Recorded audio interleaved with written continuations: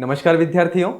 जैसा कि आप सभी को पता है, चारवाक दर्शन को हम पढ़ रहे हैं और चारवाक दर्शन की पिछली क्लास में हमने चारवाक दर्शन के जो अपर नाम है, जैसे अपर नाम की बात करें तो चारवाक दर्शन के कौन कौन से अपर नाम हैं? तो आसुरी दर्शन, कौन कौन से नाम हैं आप बोलिएगा? आसुरी दर्शन, बारहस्पत्य दर्शन,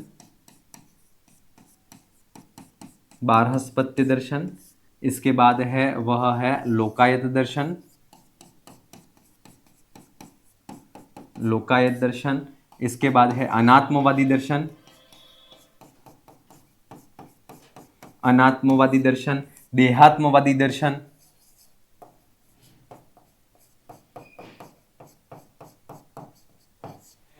अनात्मवादी दर्शन, देहात्मवादी दर्शन। इन सारी चीजों की बात अपन ने पिछली क्लास में की थी। इसके बाद ये जो है कितने तत्वों को स्वीकार करते हैं? तो चार तत्वों को स्वीकार करते हैं। कौन कौन से? तो एक तो है पृथ्वी, जल, तेज और वायु। इन चार तत्वों को स्वीकार करते हैं। किस प्रमाण को स्वीकार करते हैं? तो प्रत्यक्ष प्रमाण को ही स्वीकार करते हैं, शेष प्रमाणों को ये स्वीकार नहीं करते हैं। ठीक है, अगला जो प्रमाण जो स्वीकार करते हैं वो प्रत्यक्ष प्रमाण को ही स्वीकार करते हैं। देह छेदो मोक्ष, देह का नाश हो जाना ही मोक्ष कहलाता है। पृथ्वी, जल, तेज और वायु, इन चारों तत्वों से उत्पन्न जो चैतन्य है, चैतन्य विशिष्ट देह एवं आत्मा, इन चारों चैतन्य तत्वों से जो देह उत्पन्न होती है उसी को इन्होंने आत्मा माना है। क्या माना है? इसी को इन्होंने आत्मा माना है। और इसके बाद अंगनादि लिंगन जन्य उत्पन्न सुखमेव पुमर्थता, अर्थात अंगनाओं के, महिलाओं के आलिंगन से जो उत्पन्न होने वाला जो सुख है इसको ही पुरुषार्थ कहा गया है। और कंटक आदि, कांटे आदि जो भौतिक पदार्थ हैं, उन भौतिक पदार्थों से जो उत्पन्न होने वाला जो दुख है उस दुख को ही इन्होंने नरक कहा है। ठीक है, ये सारी चीजें अपन ने पिछली क्लास में पढ़ी थी। आज की क्लास को स्टार्ट करते हैं। इस चारवाक दर्शन की कुछ सर्वदर्शन संग्रह में कारिकाएं हैं और वो कारिका कौन कौन सी हैं और उनके अर्थ क्या हैं उसको अपन देखेंगे। अंगना, अंगना लिंगना जन्य सुखमेव पुमर्थता, अर्थात अंगनाओं के आलिंगन से जो जन्य उत्पन्न होने वाला जो सुख है वह सुख ही पुमर्थता अर्थात पुरुषार्थ कहा गया है। कंटकादि जन्य, कंटकादि व्यथाजन्य, अर्थात कांटे आदि जो हैं उन कांटों आदि भौतिक पदार्थों से उत्पन्न होने वाला जो व्यथा, पीड़ा है, दुख है, उस दुख को ही निरीय, निरीय का मतलब होता है नरक का, क्या कहा गया है? नरक उच्यते, उसको क्या कहा गया है? नरक कहा गया है। क्लियर? पुरुषार्थ किसको कहा गया है और नरक किसको कहा गया? लोक सिद्धो भवित राजा, अर्थात संसार में जो प्रसिद्ध व्यक्ति है ना, लोक सिद्धो भवित राजा, संसार में जो प्रसिद्ध व्यक्ति है वही राजा की संज्ञा को प्राप्त है, परमेश्वर की संज्ञा को प्राप्त है। परेशो ना परस्मृतः, अर्थात उस लोक सिद्ध परमेश्वर, लोक सिद्ध राजा के अलावा कोई भी व्यक्ति जो है वह ईश्वर नहीं है। ठीक है। देहस्य नाशो मुक्ति, अर्थात देह का नाश होने पर कहा गया देह छेदो मोक्ष, उसमें अपन ने गद्य भाग में भी देखा है, देह छेदो मोक्ष, देहस्य नाशो मुक्ति, अर्थात देह के नाश होने को ही मुक्ति कहा गया है। न ज्ञानान मुक्ति रिष्यते, ज्ञानान मुक्ति रिष्यते, वेदों में वाक्य मिलता है ना, कि ज्ञान के द्वारा मुक्ति होती है, ये वेदों में वाक्य मिलता है। लेकिन ये क्या कह रहे हैं कि ज्ञान के द्वारा मुक्ति नहीं होती है, अपितु किसके द्वारा होती है? देहस्य नाशो मुक्ति। याद रख लेना, चारवाक दर्शनानुसारम मुक्तिर इष्यते, मुक्ति किसके द्वारा होती है? तो याद रखना, विकल्प में ज्ञानात हो जाए, अज्ञानात हो जाए, ऐसे दुख पुरुषार्थ या ऐसे ऑप्शन आ जाए तो वहां पर याद रखना मुक्ति रिष्यते, केन मुक्ति रिष्यते, तो देहस्य नाशेन मुक्ति रिष्यते। याद रखना कि देह के नाश से ही मुक्ति होती है, न ज्ञानान मुक्ति, ज्ञान के, है ना, ज्ञानान न, ज्ञान के द्वारा मुक्ति जो है, मोक्ष है, वह नहीं कही गई है। ठीक है, क्लियर? अत्र चत्वारि भूतानि भूमिर वायुर अनल अनिलाह, अर्थात 4 प्रकार के भूत तत्व माने गए हैं। पृथ्वी, वायु, अग्नि और जल। ये इस प्रकार के 4 जो हैं वह 4 भूत तत्व माने गए हैं। चतुर्भ्यः खलु भूतेभ्यः, इन 4 प्रकार के भूत तत्वों के द्वारा खलु निश्चय से चैतन्यम उपजायते, जो चैतन्यता है वह चैतन्यता इन 4 तत्वों के माध्यम से उत्पन्न होती है। चैतन्यता कितने तत्वों से उत्पन्न होती है? तो 4 तत्वों से होती है। चैतन्यतायाः आधार तत्वः नास्ति, ये परीक्षा में पूछ लिया जाए। विकल्प ए पृथ्वी, विकल्प बी जल, विकल्प 3 तेज, विकल्प 4 आकाश। तो आपको पता होना चाहिए कि जो चैतन्य है वह उसका आधार जो है वह 4 तत्व है, आकाश तत्व है वह इसका आधार नहीं है। क्लियर? ठीक है, ये इसका अर्थ हो गया कि अंगना के आलिंगन से उत्पन्न होने वाला जो सुख है वह पुरुषार्थ कहा गया है। कंटकादि से उत्पन्न होने वाला जो व्यथा है, दुख है, उस दुख को निरीय नरक कहा गया है। लोक सिद्धो भवेत राजा, संसार में जो प्रसिद्ध व्यक्ति है वह राजा कहा गया है। और इससे दूसरा कोई भी व्यक्ति जो है ना, राजा के अलावा कोई भी दूसरा व्यक्ति जो है वह ईश, भगवान नहीं कहा गया है। देह से नाशो मुक्ति, अर्थात देह के नाश को मुक्ति कहा गया है। न ज्ञानान मुक्ति रिष्यते, अर्थात ज्ञान से जो है वह मुक्ति, न ज्ञानान मुक्ति रिष्यते, ज्ञान के द्वारा मुक्ति जो है वह संभव नहीं है। अत्र चत्वारि भूतानि, 4 प्रकार के भूत तत्व होते हैं। भूमिर्वायुर अनल अनिलाह, अर्थात वायु, भूमि, पृथ्वी, इसके बाद है जल, वायु और तेज। चतुर्भ्यः खलु भूतेभ्यः, इन 4 तत्व के भूत तत्वों से चैतन्यम उपजायते, जो चैतन्यता है वह उत्पन्न होती है। ठीक है, चलिए आगे बढ़ते हैं। किण्वादिभ्य समेतेभ्यो द्रव्येभ्यो मद शक्तिवत अहम स्थूलः कृशोहम स्मिति समानाधिकरण्यतः। अब यहां पर कहते हैं कि किण्वादिभ्य समेतेभ्यो, किण्वादि जो पदार्थ है, मादक पदार्थ हैं, उन मादक पदार्थ को मिलने पर मद शक्ति की तरह, है ना, किण्वादि जो द्रव्य हैं उन किण्वादि द्रव्यों का काम होता है मादकता उत्पन्न करना, मद शक्ति उत्पन्न करना, नशा उत्पन्न करना।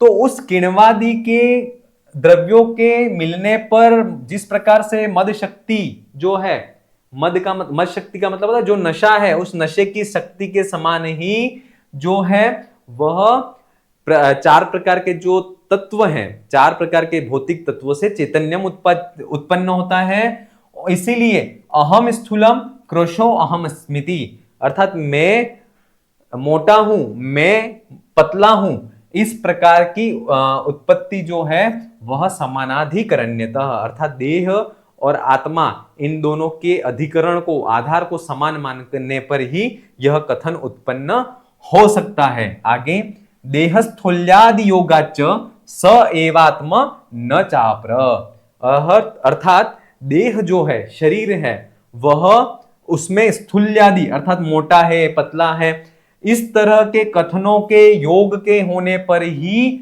सह एव आत्मा, वह जो शरीर है वही आत्मा के रूप में स्वीकृत है।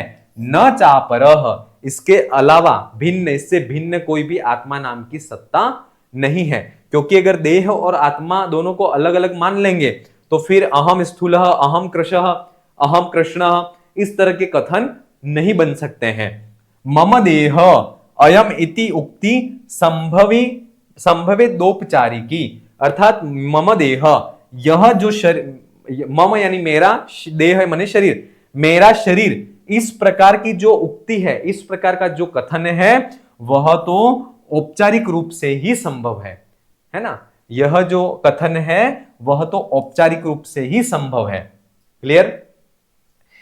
यहां पर कह रहे हैं कि अहम स्थूल, अहम कृशः, इस प्रकार के जो कथन है वह आधार और आधे जो है, शरीर, देह और आत्मा, इन दोनों को एक मानेंगे तभी ये कथन संभव है। देहात्मवाद में ही ये कथन संभव है। इसलिए देह में, शरीर में ही स्थूल्यादि योगाच, स्थूल मने मोटा और कृश मने पतला, इस तरह के कथनों का योग होने के कारण सह एव आत्मा, वह जो शरीर है वही आत्मा है, न चापर, उस देह के अलावा कोई भी आत्मा नाम की सत्ता नहीं है। मम देहो अयम इति, मेरा यह शरीर है ना, मम शरीर, ये जो उक्ति है, ये जो कथन है, वह तो औपचारिक रूप से ही संभव है, ये यहां पर कहा जा रहा है। अब यहां पर कहते हैं कि जिस प्रकार से यहां पर प्रतिवादी वो शंका करते हैं कि जिस प्रकार से पुण्य पाप जो है ना, पुण्य क्रियाओं के द्वारा व्यक्ति को, पुण्य कार्यों के द्वारा उसको सुख की प्राप्ति होती है, पाप कार्यों के द्वारा उसको दुखों की प्राप्ति होती है। तो सुख और दुख, इनको करने के बाद उनके कर्मों के फल जो हैं उनकी प्राप्ति होती है, और उन कर्मों के फल के रूप में ही व्यक्ति को ऐश्वर्य आदि की प्राप्ति होगी, है ना, और पुण्य के कारण ऐश्वर्य आदि की प्राप्ति होगी, और गलत खराब कर्म किए हैं तो उसे अपयश आदि की प्राप्ति होगी। तो ऐश्वर्य है, अपयश है, ये तो प्रत्यक्ष देखे जाते हैं, लेकिन पाप पुण्य आदि जो हैं वह सिर्फ अनुमान के विषय हैं, सिर्फ अनुमान के विषय हैं। इसलिए पाप पुण्य इन अदृष्ट होने के कारण इनकी सत्ता को स्वीकार नहीं करें या इनको असंभव मान ले, ऐसा प्रतिवादी जो है वह शंका करते हैं। तब कहते हैं कि नहीं, क्योंकि ये सारी जो चीजें हैं वह जो है वह स्वभाव से है ना, ये सारी चीजें जो क्या है, कैसी हैं, स्वभाव से हैं। इसके लिए कहते हैं कि अग्नि रुष्णो जलम शीतः, अर्थात अग्नि जो है वह उष्ण है, जल जो है पानी है वह शीत ठंडा है, और समस्पर्श तथा अनिल, है ना, जो समस्पर्श मतलब एक समान रूप से, एक समान रूप से जो है समस्पर्श तथा अनिल, अर्थात जो अनिल माने वायु जो है वह समस्पर्शी अर्थात समशीतोष्णी कही गई है। केनेदम चित्रितम तस्मात्, ये विचित्रता किसने उत्पन्न की, इस प्रकार का प्रश्न होता है। तो इसके लिए कहते हैं कि स्वभावाद तद व्यवस्थित, अर्थात ये सारी जो व्यवस्थाएं हैं वह स्वभाव से व्यवस्थित हैं, किसी के द्वारा भी उत्पन्न नहीं की गई है, ठीक है, ये इनका स्वभाव है। इसलिए याद रखना, अग्नि उष्ण जल शीतम, अग्नि गर्म कही गई है, जल जो है वह शीत, और वायु है जो वह समस्पर्शी है, ठीक है। ये विचित्रता जो है वह स्वभाव से उत्पन्न की गई है, और ये विचित्रता का आधार जो है वह इनका स्वभाव है, ठीक है। चलिए आगे आगे बढ़ते हैं।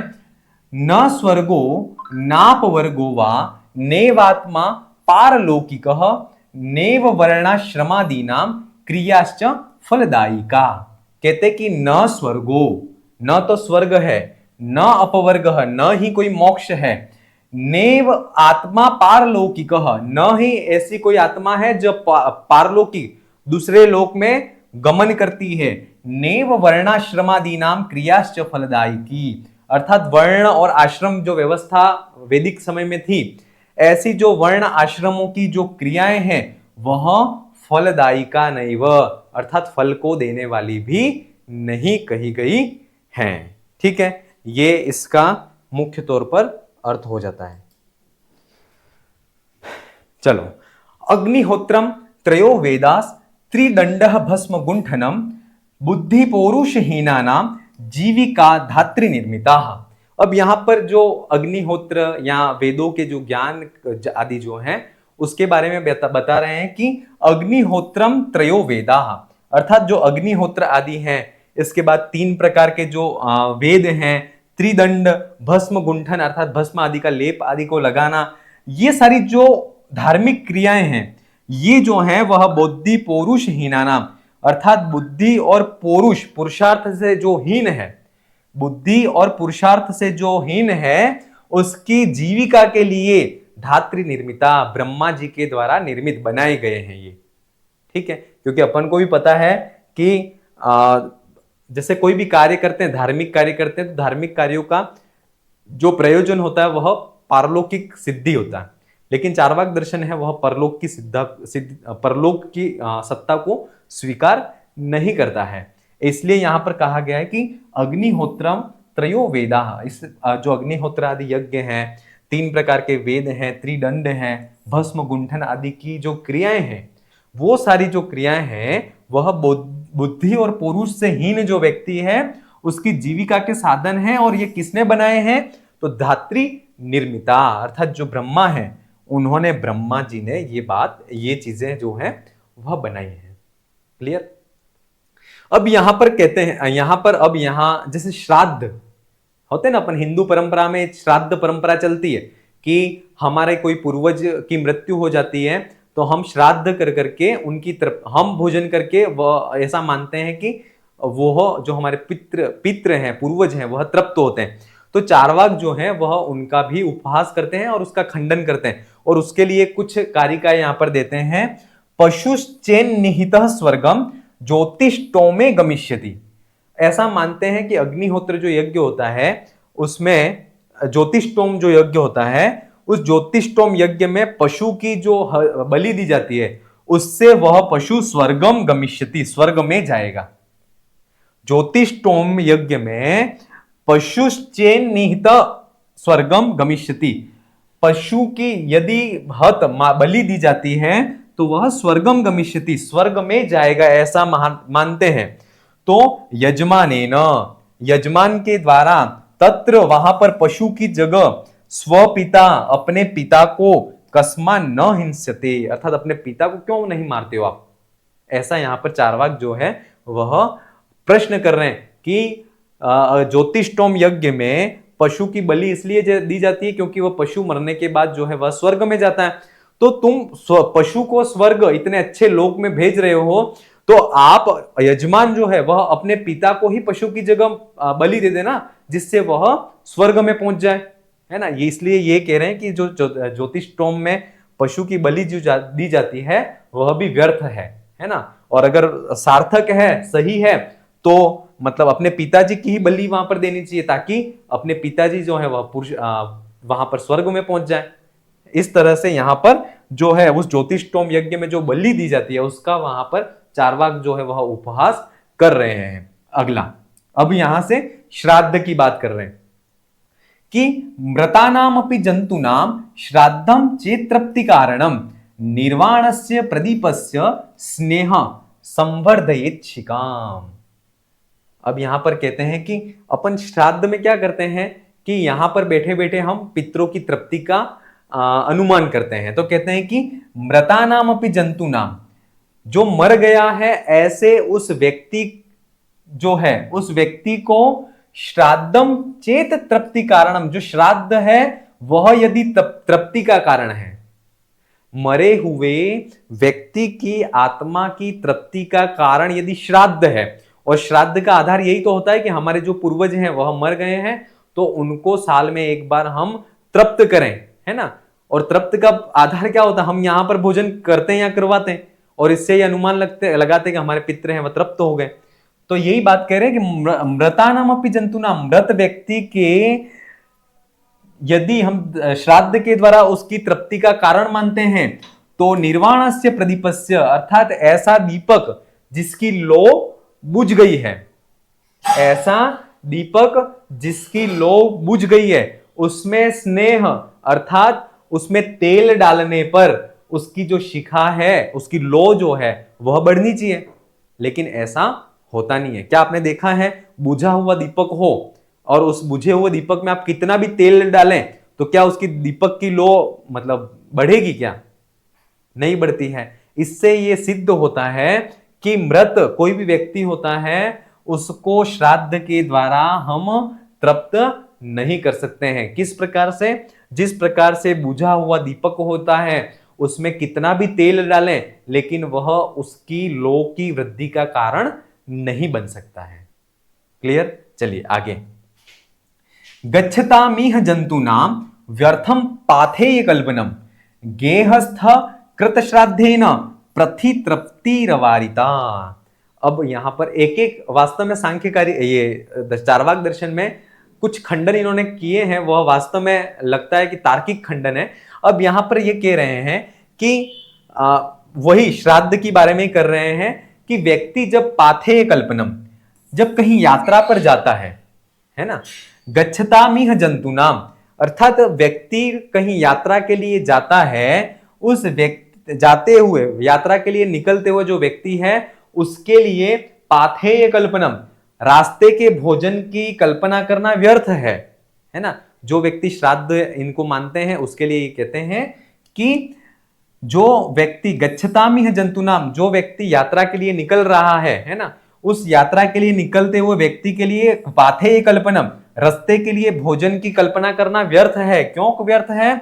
गेहस्थ कृत श्राद्धेन, अर्थात घर पर बैठे हुए ही आप श्राद्ध के द्वारा आप भोजन कर दीजिए। और पथि तृप्ति रवारिता, और जो मार्ग में व्यक्ति यात्रा के लिए निकला है वह मार्ग में तृप्त हो जाना चाहिए, लेकिन ऐसा होता नहीं है। क्लियर, समझ में आया ना कि ऐसा कह रहे हैं कि अपन ये समझते हैं कि हमारा जो व्यक्ति मर गया है वह मरने के बाद अगर हम यहां पर पृथ्वी लोक में बैठ करके भोजन करें तो वह व्यक्ति तृप्त हो जाता है, ऐसा अगर मानते हैं तो वही बात यहां पर कह रहे हैं कि अगर व्यक्ति कहीं यात्रा में जा रहा है तो यात्रा में जा रहा है तो उसको रास्ते के लिए भोजन मत दीजिए।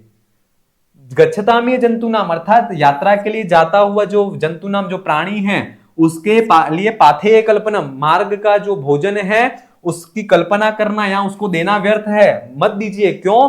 तो गेहस्थ कृत श्राद्धेन, अर्थात श्राद्ध के द्वारा आप घर पर बैठ करके ही भोजन कर लीजिए तो प्रति तृप्ति रवारिता, और मार्ग में वह उसकी तृप्ति का कारण हो जाना चाहिए, लेकिन ऐसा होता नहीं है ना। चलिए आगे फिर कहते हैं स्वर्ग स्थिता यदा तृप्ति गच्छेयुस्तत्र दानतः, अर्थात तत्र दानतः, अर्थात दान के द्वारा स्वर्ग में स्थित जो हमारा इष्ट व्यक्ति है वह तृप्त गच्छेयु, अगर तृप्त हो जाता है, ऐसा अगर हम मानते हैं तो प्रसादस्योपरि स्थिता, प्रसादस्योपरि स्थानामत्र कस्मा न दीयते, तो स्वर्ग में स्थित दान देने, यहां पर दान देने से स्वर्ग में जो स्थित व्यक्ति है स्वर्ग में उस स्थित व्यक्ति की भी तृप्ति हो जाती है, ऐसा अगर हम मान लें तो घर के ही ऊपर वाली मंजिल में कोई व्यक्ति बैठा हुआ है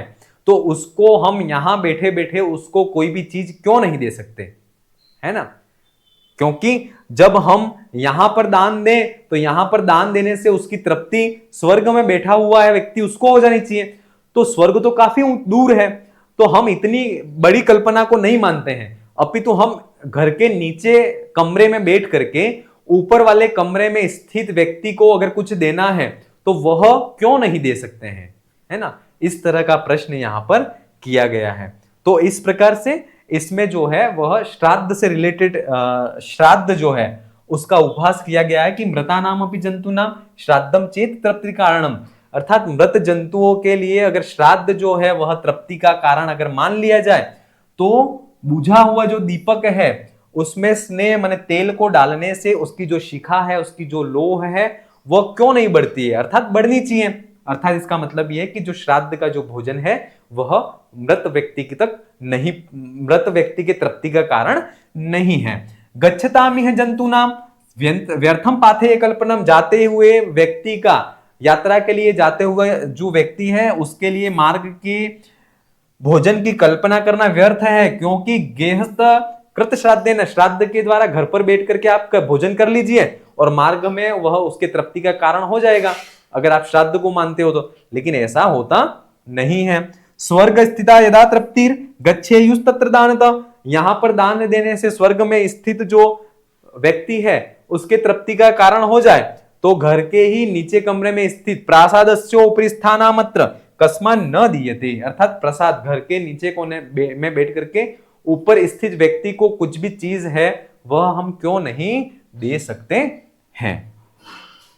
आगे यावत जीवेत सुखम जीवेत ऋणम कृत्वा घृतम पीवेत भस्मीभूतस्य देहस्य पुनरागमनः कुतः, यावत जीवेत जब तक जिए सुखपूर्वक जिए और ऋणम कृत्वा ऋण को लेकर के घृतम पीबेत घी को पीना चाहिए, भस्मीभूतस्य देहस्य अर्थात भस्मीभूत अर्थात ये जो देह है वह देह तो अग्नि में नष्ट हो जाएगी, पुनरागमनम कुतः, इसका पुनः आगमन कहां से होगा क्योंकि वह तो अग्नि में नष्ट हो जाएगी।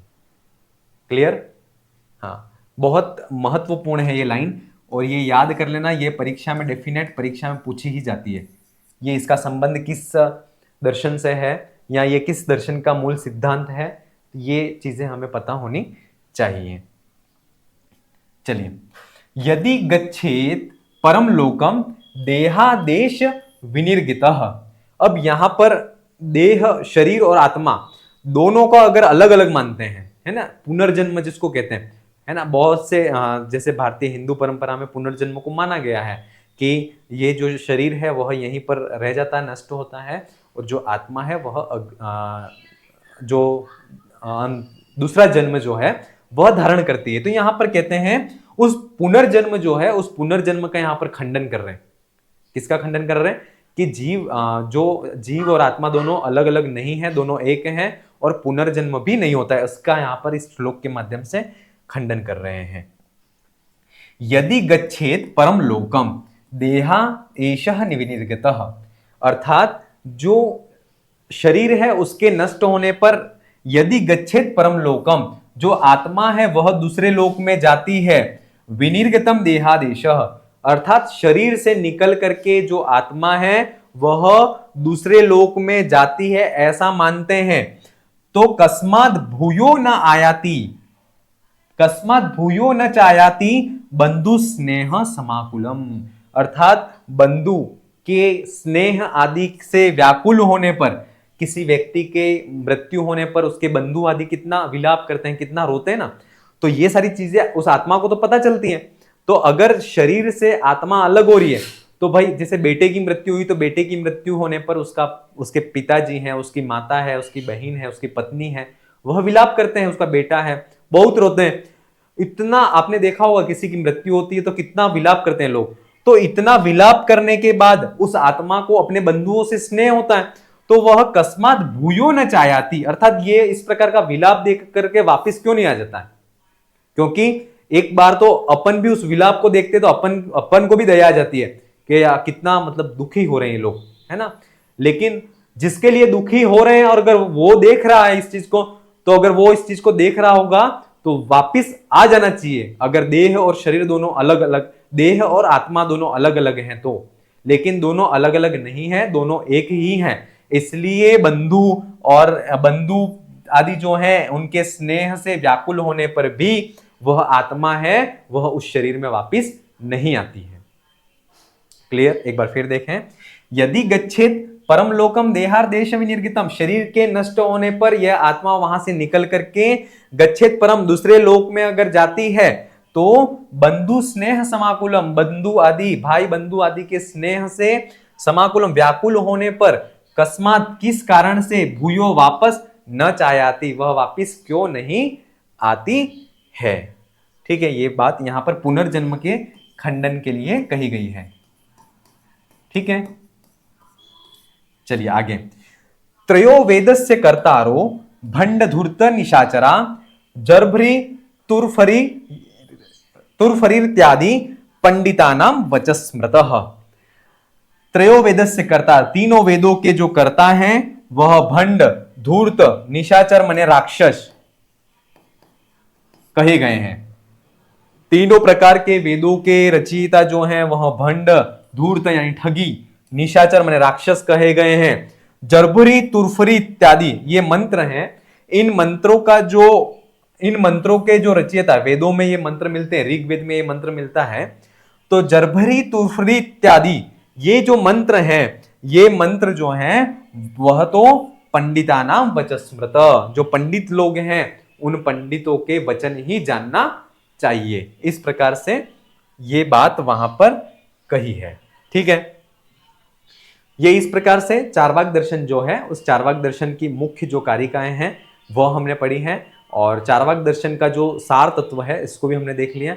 चलिए अगली क्लास के साथ में फिर मिलेंगे। आप अपनी तैयारी को अनवरत रूप से जारी रखें। धन्यवाद।